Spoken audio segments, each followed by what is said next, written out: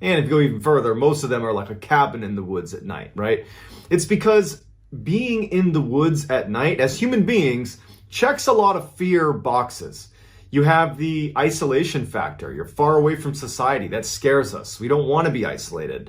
You feel more vulnerable that way. It checks the darkness fear factor. As humans, we're mostly afraid of the dark because you don't know what's around you or what's looking at you. You don't have the advantage of, city lights beaming in. You're kind of probably removed from lots of light pollution, so you're kind of like in total darkness. And I think the third fear check in the box would be the fact that it's easy to hide in the forest.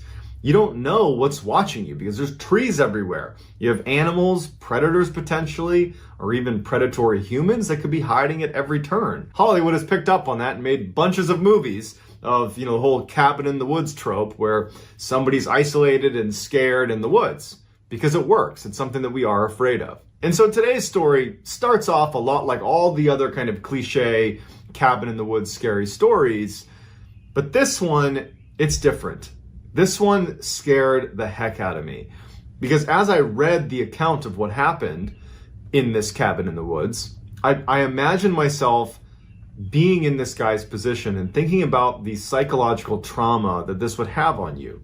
And I've actually had a literal cabin in the woods scary experience, and you can check it out. It's one of my top videos on my YouTube channel. It's What I Saw in My Room Still Haunts Me. You can check it out. It's my own cabin in the woods story. But having been through something like that, I was able to put myself in this guy's position, and this story terrifies me. So as you're listening to today's story, try to put yourself in this guy's position and think to yourself, what would you have done? But before we get into today's story, if this type of content appeals to you, the kind of strange, dark, and mysterious that I'm going to deliver to you in a story format, if that's kind of your thing, I would ask you to please gently obliterate the like button and then subscribe to my channel and turn on all post notifications so you don't miss any of these strange, dark, and mysterious uploads that I do every week. All right, let's get into today's story. In 2010, a 17-year-old boy is devastated to find out that his father had suddenly passed away. And it really sent shockwaves through the whole family. Not only because now they're grieving the loss of their father, their husband, but because so much of their daily lives they spent together. I mean, this was a very close family, and one of the things that they liked to do as a family was they owned a cabin. It was around Mount Bachelor in Oregon, this beautiful mountain where you can go snowboarding and skiing. They had this family cabin up there where in the wintertime, this family would spend a lot of time there. They would go up there as a family, spend time there as a family. It was this wonderful retreat. And as they're trying to settle the estate of their husband, their father, they're trying to figure out what they want to do with this cabin, because all of a sudden this place that, used to bring them so much joy and was a place of very fond memories suddenly felt kind of hollow. It just would never be the same. And so they decided that they were actually going to sell this cabin. And the 17-year-old boy was just really upset about this. He was very close with his father. He had some very fond memories of going hunting and skiing and snowboarding with his dad at this cabin. And so once the cabin was actually put up for sale by this boy's mother, he asked if, before they actually sell it, could he spend some time up there, I guess paying his respects in a way to his father. But he just wanted one more opportunity to spend some time in that cabin. And his mom said, go for it, take as many days as you want, go up and hang out in the cabin. But when you come back, we are going to sell the place. So his father had actually willed to his son his vehicle. And so the 17-year-old boy loads up his father's car. He goes out and he buys some snacks and drinks, heads up to the cabin in Oregon with the family dog whose name was Midnight. And his plan was just to go up to this cabin and basically try to enjoy being in this space one last time. Don't think about it as this place that now has no meaning because his father had died, but rather a place that he wanted one last positive memory before it was forever gone from their family. And so he gets up there, makes his way to the cabin, and he settles in for what turned out to be an abbreviated stay at the cabin. So in order to understand this story, we need to talk a little bit about the layout of the cabin itself. The cabin was 2 stories, and it was built into a mountain, Mount Bachelor in Oregon. And so the back half of the cabin was kind of settled into the mountain. So there were no windows, save a little sliver of window that fed into the bathroom, actually, in the back of the cabin. The front of the cabin was this beautiful, double-decker cabin with windows on the second floor that fed into the master bedroom. On the second floor, there was a walk-out balcony that kind of jutted out a few feet from the second deck. The first floor, you could see in through all these beautiful windows. There was a sitting area, like a living room and a TV, and then a small kitchen as well. So the cabin was built in an area that was heavily forested, so they had to clear out a bunch of trees to even build this cabin when the family had this built years and years ago. And so they really only cleared away the front section of trees so that there was a clear shot to the house, but the sides and the back were very heavily forested with these huge tall pine trees. And they basically had this little tiny driveway that fed in through all the trees, and you had this one kind of clearing in front of the cabin. So if you were on the second floor of the cabin, where there's the master bedroom, there's a bed up there, and you were looking out that window, you'd be looking over the balcony out into a clearing, basically. But there's a tree line, 100 yards past that clearing that's very dense. And there's actually a couple of trees, fairly prominent trees, that are sitting in front of the cabin that they did not cut down. One of which, for the story, we'll call it the sitting tree. Parallel to the ground, about 20 feet up, was this beautiful branch that looked perfect for a whole bunch of people sitting on it. But it was 20 feet above the ground, and there wasn't really any way to climb up to it, and no one was trying to climb this tree. But there's this tree that basically has a seat, if you will, like the branch is like a seat that is looking directly into the cabin. And that's going to matter later in the story. So clearing in front of the cabin with this one kind of sitting tree, and then a very dense forest 360 degrees beyond, that one clearing. So when the 17-year-old gets to the cabin, he goes inside, he puts his drinks in the fridge, puts his snacks on the counter, he hooks up his PlayStation to the TV, and he's just like having a great time. His dog Midnight is roaming around, enjoying being at the cabin, and he's having a great time. And over the course of the first 2 days that he was there, it was everything he hoped it would be. It was like he was bonding with his father one last time. It was a peaceful time that he was there. He was happy to be there, and he was just enjoying himself, eating snacks and playing video games for a couple of days. He actually left a couple times to go snowboarding too. But on the third day that he was there, things started to get pretty weird. So on the third day when he got up, it had snowed dramatically the night before. A couple of feet of snow on the ground, still snowing pretty heavily. And he's like, I just don't feel like brushing off my car and trying to go to the store or go to the slopes to go snowboarding. I'm just gonna basically be shut in for the day. And he was excited about it. He's like, great, me and my dog Midnight can bomb around the inside and play some more video games and eat some more snacks and do whatever. Midday that day, Midnight needed to pee, so he went outside with Midnight and let Midnight run around and go to the bathroom. And while he's out there with his dog, he notices there are some footprints in the snow that looked relatively fresh. And this is the first time that he's left his cabin that day, so they aren't his. And his neighbors were pretty far away, and he figured that they were older, that they were probably not going to be trekking around the woods. So he's thinking to himself, I wonder who made these footprints. And he's looking at them, and they started in the woods. So the woods are not that far away from where he is. He's in a relatively small clearing just in front of his cabin. But he can tell these fresh footprints have come out of the woods. And they're basically right in front of this clearing. And he notices that they bank around and go to the back of his cabin and kind of go up onto the mountain. And he kind of just starts walking and following the footprints a bit, and they kind of disappear up onto the mountain behind his cabin. And he's not overly concerned or anything, but he definitely takes note that more than likely somebody was walking around his cabin. Maybe it was someone who got lost, maybe it was a neighbor. I mean, he's rationalizing it. He's thinking, you know what? It can't have been anything too serious. Obviously, they didn't knock on my door. They didn't need anything. And so he kind of writes it off. So that night, he stays up late playing video games, and his dog is sleeping next to his chair. And at some point, he's tired and he wants to go to bed. So he draws all the curtains, so blackout curtains around the downstairs, shuts all the blinds, and locks all the windows, all the doors, and heads upstairs to the lofted second floor where the master bedroom is. He, gets in bed, turns off all the lights, everything's locked, everything's shut, the dog climbs into bed, and the dog would sleep up near his head. And suddenly the dog jumps up, still on the bed, and looks at the stairs leading downstairs to the front door. And its ears are perked up, like it's heard something. And it wasn't unusual for the dog to be a little jumpy, maybe it heard something. He wasn't overtly concerned. But when midnight, the dog jumps off the bed and sprints downstairs after having this sudden alertness.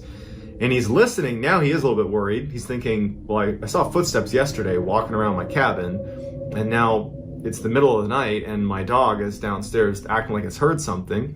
And he hears the dog, Midnight, pacing around the downstairs, like back and forth, back and forth, back and forth. Every indication is the dog wants to go outside. That's the noises that he's picking up, that signal from the dog. And so finally, even though he's feeling a little bit unnerved by this, he decides to go down and see what Midnight wants. And so Midnight is by the door, ears perked up, very eager to go outside. It's pacing, and he thinks, she just needs to go to the bathroom. And so he opens the door with Midnight and he goes outside and he expects his dog to pee. But Midnight doesn't need to pee.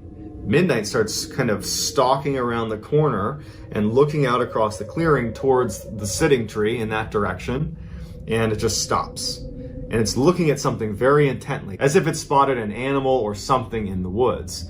And so the boy is looking at the dog and he's kind of trying to encourage the dog to do its business so they can go back in the cabin. And he's starting to feel really uncomfortable. He's looking around, he's thinking like, okay, I don't know what's going on. Like, I'm a little bit concerned now. And he's sensing that Midnight is going at some point to try to take off after whatever she sees in the woods. And so preemptively, he grabs Midnight and says, all right, drags Midnight back in the house and shuts the door and locks it and takes one last look out the window of the door and just kind of looks out. I mean, it's dark, he doesn't have a light or anything. And he's like, man, that's creepy. Locks it, shuts the blinds, confirms everything downstairs is locked, does a sanity check to make sure everything is locked, and he goes back upstairs with Midnight. Midnight did not want to go back upstairs. He had to practically drag her back upstairs. And then when they did get back in bed, Midnight refused to get in bed, but instead stood next to the bed looking at the stairs, wanting to go downstairs, periodically looking back at him and then down at the stairs. Midnight wanted to go back outside. So he's laying there in bed and he's taking full stock of the fact that his dog is very much on edge. But he's trying to fall back asleep, trying to convince himself that nothing weird is going on. And after about 30 minutes of that and being unsuccessful at falling asleep, as he's laying there, it's silent, and all of a sudden he hears footsteps on his roof. Now, the roof is right above his head. I mean, he's on the second floor. There is no attic. The roof is right there. And he hears about 6 footsteps. And he actually described it as something with hooves. And his dog instantly looks up as well, and they're both watching the ceiling as what sounds like hooves walking along the roof of this cabin. And it was so distinctive that immediately what he's thinking to himself is, how could a deer or a moose or something get on the roof of the house? There is no way, unless you leapt from a tree or had a ladder, for you to get on the roof. And how did we not hear, if they leapt from a tree or a ladder even, how didn't we hear a loud slamming sound when they first landed on the roof? Like, it's as if they've been there for a while and we just didn't know. And so then the footsteps stop, and at this point the dog stops looking at the roof and goes right to the balcony, which is shut. There's a door shut to the balcony and there's curtains drawn against the balcony, so he can't see what's out there. And so the 17-year-old boy is sitting in his bed and he's like, oh, I don't want to see what's on the porch. And he even says in his write-up about this that he's like, I'm a pretty tough guy, but I am in the middle of the woods, in the middle of the night, totally isolated. Like, I almost don't want to know what's going on outside. I just want to pretend it's not happening. But at some point, he musters the courage to go out on the balcony. And so he walks over very timidly to the door, and Midnight's there ready to go outside. And he takes a deep breath and he slides open the blackout curtains. But there's no light outside and there's no light inside, so it's just kind of darkness. And he can barely make out even just the snow that's on the balcony right in front of him. And he takes a deep breath and he unlocks the door and he opens it up. And the first thing he does is he turns and he looks up at the roof to see if there's a deer or a moose or something on the roof. There's nothing up there, and he's kind of peering around and he can't even see footprints up there. So in a way, he's kind of relieved, right? Like, I must have been imagining that. He had a flashlight, and so at this point, he's looking back at his roof of his cabin, and he shines the light real quick, and it's totally dark out, right? So this light goes very far, and he sees nothing. And the dog at this point, he can hear the dog making kind of some commotion below him. It's angling itself to look out in the direction of the sitting tree and out towards that tree line where the dog had originally been fixated on something in the tree line. And so just doing his diligence, the 17-year-old scans from the top of the roof where he sees nothing. He starts scanning over to the side of the house, right? Like this is the direction of the sitting tree. He's looking over here and he's scanning the tree line, just looking for anything that might have been on the roof. And he's looking and he's looking and he's looking, and then he gets to the sitting tree. And his flashlight stops on a man crouched on that perch, 20 feet off the ground on the sitting tree, who looked very tall. He had his hands holding onto the branch right above him, and his mouth is open. And he's holding onto the branch and he's looking directly at the boy. Unblinking, 100% focused on him. He's less than 50 yards away from him at this point. And it took him a second, the 17-year-old, to register what his flashlight was pointed at. And he panics and he drops it. And the dog reacts to the drop flashlight too. And because he's alone out here, he needs to protect himself. So he scoops that light back up and he shines it one more time to see, like, holy cow, like, what did I just see? And the guy on the branch is now gone. And he scans the ground. There's nothing. And he's terrified at this point, so he grabs his dog, throws Midnight back into the cabin, runs back in, shuts the door, locks it, closes the blinds, turns off his light, and literally gets back in bed with his dog, and he's now basically cowering on the bed. So at this point, they're sitting on the bed. Midnight is no longer acting like she wants to go outside. I think she's picking up potentially on the paranoia. Okay. At this point, the boy and his dog are sitting on the bed, and they're both scared at this point. Midnight, was fearsome while she was outside, but now that she's back inside, she doesn't want to go near the door either. She's rubbing up against him. She doesn't want to go anywhere. And they're sitting there, and the boy, all he's thinking to himself is, did I really just see that? It looked like an unnaturally tall man. How did he get in the tree? That's 20 feet off the ground.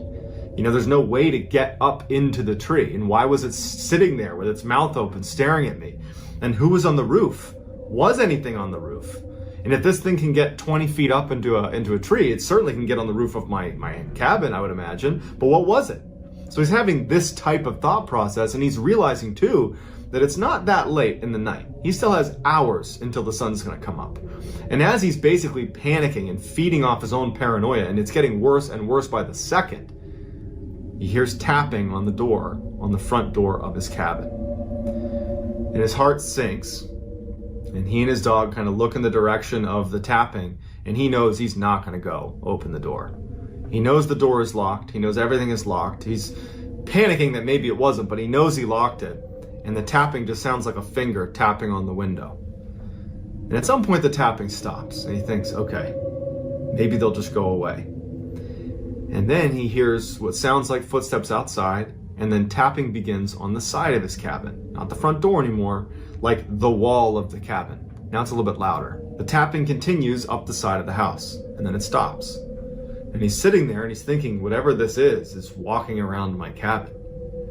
And then he hears tapping on the little slit that is the window that feeds into the bathroom that's right behind the bedroom that he's in right now. So 6 feet away, maybe 10 feet away, whatever this thing is, it's now literally just a small pane of glass away, tapping on the glass. And so now he's petrified. And he's just hoping that this thing goes away. It doesn't. It goes to the other side of the cabin and starts tapping on the wall on the other side of the cabin and makes it all the way back to the front, where it begins tapping on the glass of the front window, back to the door. And he's just thinking, like, whatever this is walking around my cabin, tapping all over my cabin. And then all the tapping stops. And his heart's racing. It's the middle of the night. He's in the middle of the woods somewhere. He's totally isolated. And then it's like his worst nightmare comes true. He hears footsteps on his balcony, and then tapping right on the big sliding glass doors of the door leading out to the balcony. And he knows that right behind a blackout curtain and a pane of glass is this tall man, more than likely, who's right on his balcony. And the tapping on the balcony goes on and on and on. And then all of a sudden it stops. And he's just waiting for it to open the door and come inside. But it doesn't. Instead, it goes on the roof, and it starts tapping on the roof directly above him. And the tapping continues all night. And so finally, the sun comes up. He hasn't slept all night, and he finally gets the courage to go over to the balcony and open up the curtains and see what's out there. And when he does, There is nothing out there, but there's footprints as if someone had been pacing on the balcony all night. He opens it up and he finally just jumps out and looks up on his roof. There's nothing on his roof. He can see all these footprints on his roof. He looks down and it's like a racetrack of footprints all around his house. Someone had been basically stalking his house all night, and then the footsteps retreat all the way to the sitting tree and then go back into the woods. He packed up his stuff, he left, and he couldn't have been happier that the family sold that cabin because he was never going to go back. So to this day, he has no idea what it was. And even if it was just a person who was tapping on your windows and your walls and your roof and your balcony, even if it was just a human being doing that, that would be horrifying, let alone if it was something else, something paranormal. And so if you want to check out my video about my experience, it's on my channel called What I Saw in My Room Still Haunts Me. It's eerily similar to the one that I just described of the 17-year-old in Oregon. And so I'd love to hear in the comments what you think was doing all that tapping. And if it's possible, that was just some person screwing with this poor kid, or maybe it was something else. So let me know in the comments, and I'll try to get back to as many people as I possibly can. If you haven't already, please, if you like this story, gently obliterate the like button and subscribe and turn on all post notifications so you can get 3 to 4 videos just like this every week. If you want to get in touch with me, you can hit me up on Instagram. My handle has got to be The Exorcism of Emily Rose. What really made it scary was that it was based on a true story. The true story of Anneliese Michel, who was a 23-year-old girl living in Germany in the 70s, who was apparently possessed by demons. And there's a lot of audio recordings and some pretty incredible firsthand testimony of what happened to this poor girl. There's one scene in particular that, while it is a dramatization of what happened to Anneliese,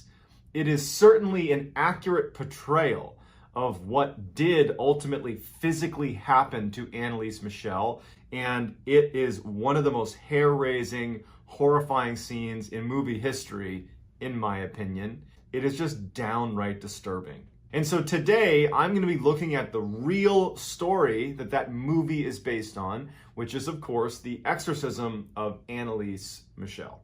But before we get into today's story, if you are a fan of the strange, dark, and mysterious delivered in story format, well then you've come to the right channel, because that is literally all I do.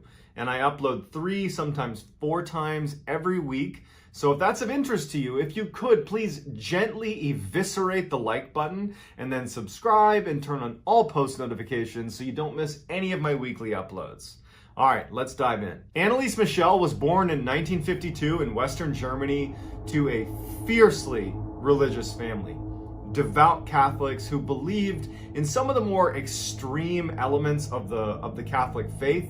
Now, one of the things that they believed in and certainly pushed on to Anneliese and her siblings was this idea that sin could not be atoned on your own. It would require other people effectively sacrificing on your behalf for you to be absolved of your sin. And so Anneliese and her siblings would be instructed by her parents to, at times in the winter, sleep on the hardwood floor in order to repent for sinners that can't repent for their sins on their own.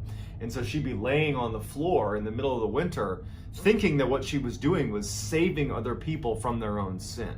In 1969, Anneliese would have her first seizure. She was at school, she suddenly started seizing up and convulsing, and her classmates would later tell investigators and her family that it was almost like she'd entered into a trance-like state while she was having this seizure.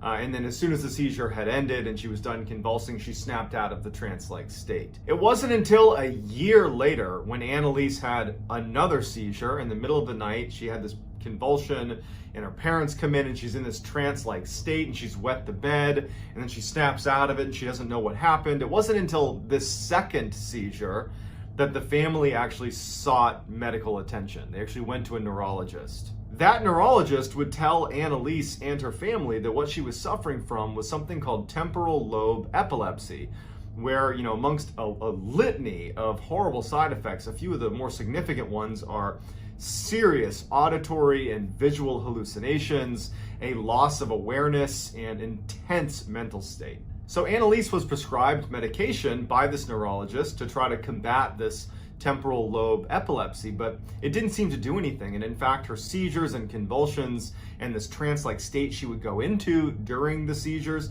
it only persisted and intensified.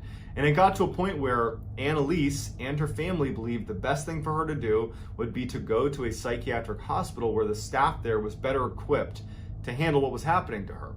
And so she checks in willingly, and they start experimenting with different drugs, and nothing seems to work. And in fact, her condition only gets worse. She starts having more seizures and more convulsions, and she starts having a regular visual hallucination, whether she's having a seizure or not. Everywhere she looked, if she looked at anybody in the face, their face would become demonic. Like it would be a demon's face that would look at her and say, "You're going to rot in hell." And so she began not being able to look at people in the face, and she would tell the nurses and doctors, like with her head down, about these demon faces she was seeing. And it was the first time she began espousing this idea that she was in fact possessed by demons. In fact, 6 demons by her count. When she passed on that information to her family that she believed she was possessed, she and her family believed that the psychiatric hospital was not enough, and in fact modern medicine was really not enough to handle what was happening to her, that they would need to search for help outside of medicine, and so they turned to the Catholic Church. Initially, all the clergy that Annalise and her family approached to try to help her with the situation rejected her request, and they said, "You need to seek medical attention. This is not something we can help you with." Not knowing where to turn, her family is kind of at a loss. At the same time, Annalise's condition really nosedives. I mean, it was already pretty bad. It gets a lot worse. She began doing 400 plus squats every day, like compulsively doing squats. Then she began going under the table periodically and not coming out for 2 days, barking like a dog the entire time without sleeping. She began going to corners of the house and finding spiders and eating them off the ground. She would scurry over to the fireplace and pull coal out of the fireplace and eat the coal. I mean, she was really losing it. Finally, the family located a priest named Ernst Alt who believed she was possessed and that she was not epileptic, and he was willing to petition the local bishop to allow the Catholic Church to perform an exorcism. And so that bishop granted permission for a local priest, Arnold Renz, to perform an exorcism with the full endorsement of the Catholic Church. Over the next 10 months, Renz would conduct 67 exorcisms of Annalise. And through these exorcisms, Annalise would reveal that she was being possessed by 6 demons: Lucifer, Cain, Judas, Nero, Fleischmann, and Adolf Hitler. And so all of these voices, these demonic voices that were coming out of Annalise, they were picked up on audio recording during the exorcisms. And in the movie, The Exorcism of Emily Rose, the most iconic scene in the movie is the demon scene, where they show off these voices coming out of, in the movie it's Emily Rose, but it's supposed to represent Annalise Michel. And they do a fantastic job showing what that might have looked like during the exorcism. So take a look. Give me your name, demon! Names! Names! Moderator of the army of Shashika! Ancient serpents! Depart from this servant of God! Tell me your 6 names! We are the ones who dwell within. New Shoshohen, Batokai, Queen, Hobby Tobbit, and Ronoi, Tesa Parothin, and Yuda, Miglio, Anablio! And I am Lucifer, the devil in the flesh. And now I want you to take that scene you just watched of Emily Rose being possessed by these demons and think about that as you listen to the actual audio recordings of Annalise Michel during one of her many exorcisms.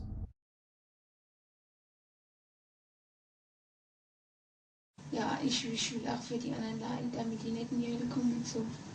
Aber dass das dann so schlimm ist und so grausam und so furchtbar, nee.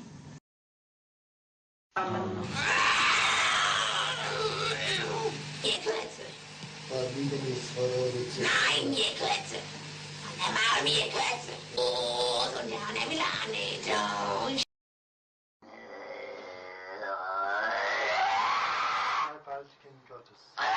Ich hab dein Maul erschlagen.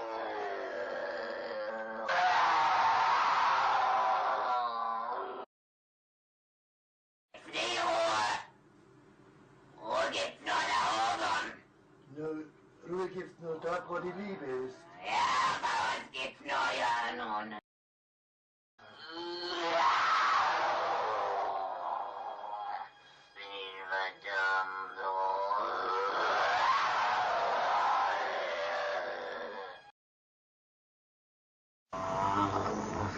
Die müssen in eigenen Seminaren ausgebildet werden, die dürfen nicht auf die anderen Universitäten. Kapiert? Geistes. Befehle ich dir auszufahren und nicht.